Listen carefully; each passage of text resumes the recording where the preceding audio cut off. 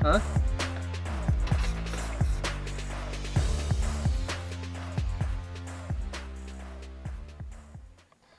We are ready to put the dash pad back on. It's been off for a really long time, so it'll be nice to get that on. Look at this. I don't know if you guys can see that. Made in Canada, 1971. 3/30/71. Huh. Oh well. I guess Canada's okay. I don't know if I'll do this with one hand. Let me see if I can get better situated in here. Oh, where should I put this? Well, let me just try one-handed first.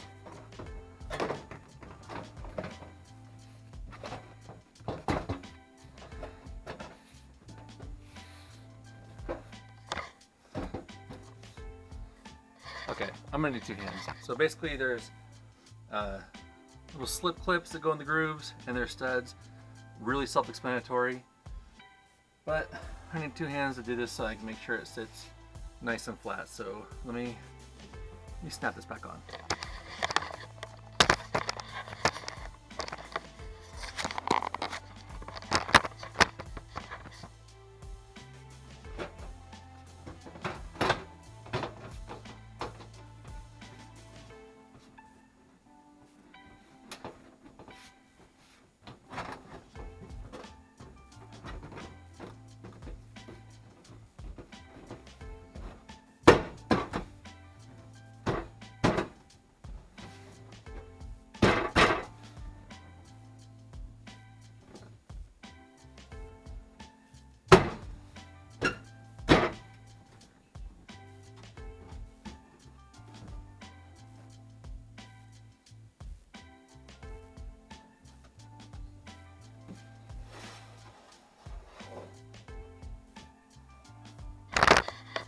I think I got it.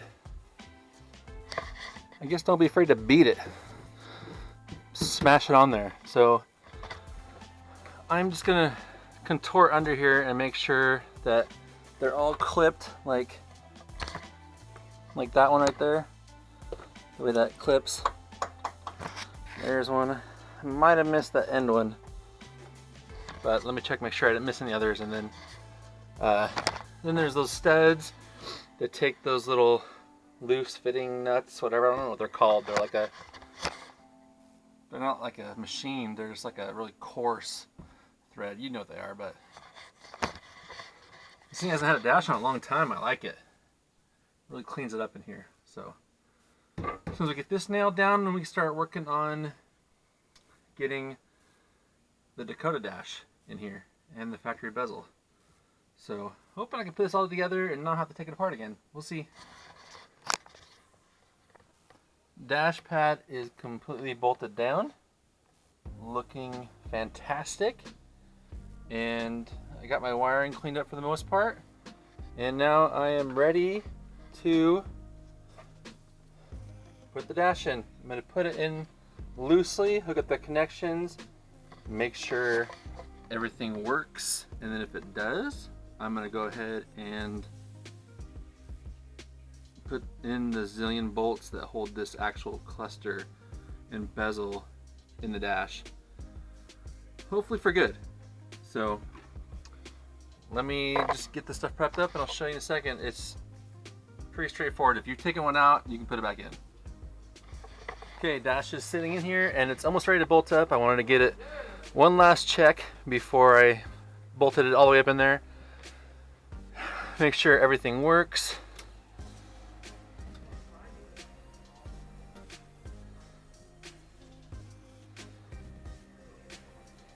I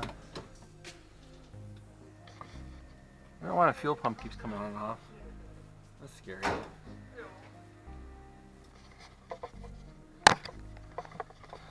Okay, I'm gonna run through the setup on this. Alright guys, check this out. It changes real time while you're doing this, lighting, daylight on.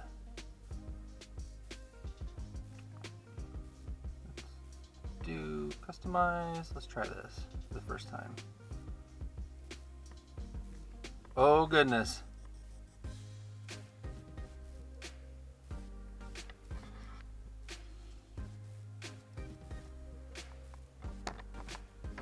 Can you guys see this okay? Holy crap. Oh gosh.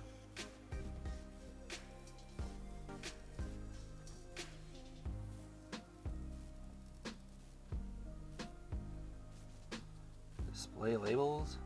Oh, let's leave those. That's messing with the center one now. Display grid.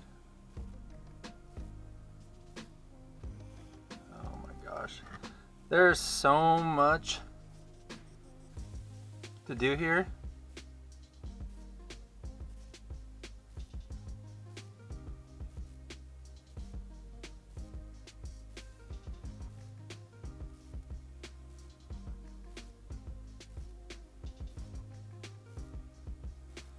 So it's already reading volts, it's reading fuel, and everything should be good. I got the oil pressure hooked up manually. I got the water temp will be through the computer. You can set up, like, check this out. Go to gauges and keep an eye on this water gauge as I do this, see if this works. I can set the warning. Let's see if this does it real time. Check it out. It tells you what is real time.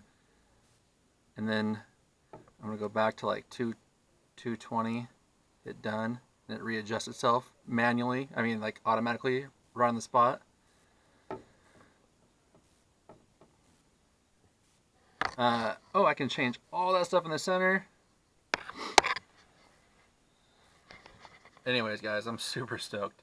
So, I'm just going to call this video good now because I have a lot of setup to do in this. So I'll show you when it's all wrapped up. In the next video, we'll get the steering wheel on and start with the seats.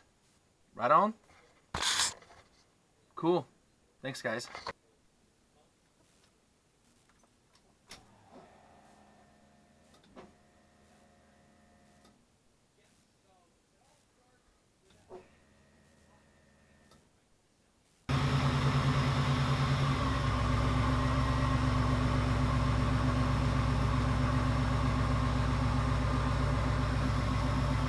That's not working, I'm not sure why.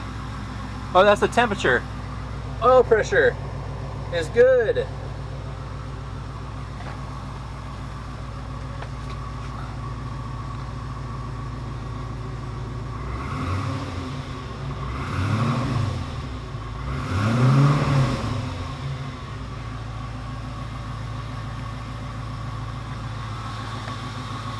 Yep, I like it.